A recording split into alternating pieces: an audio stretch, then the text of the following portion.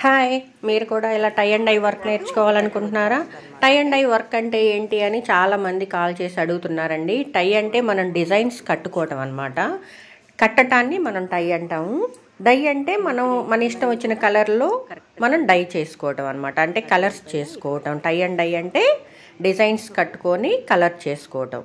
ఇలాంటి వర్క్ మన ఇష్టం వచ్చిన డిజైన్స్ మనం కట్టుకోవచ్చు. మనకు ఇష్టం వచ్చిన కాంబినేషన్స్లో మనం డై చేసుకోవచ్చు.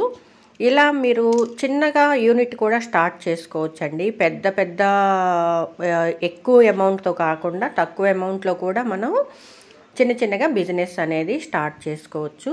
ఇలాంటి వర్క్ మీరు నేర్చుకోవాలి అనుకుంటే ఎస్ అని కామెంట్ పెట్టండి. అలానే ఖచ్చితంగా యూనిట్ పెట్టుకోవాలి అనుకున్న వాళ్ళు మాత్రం నేను నేర్చుకుంటాను అని చెప్పేసి నాకు మెసేజ్ చేయండి.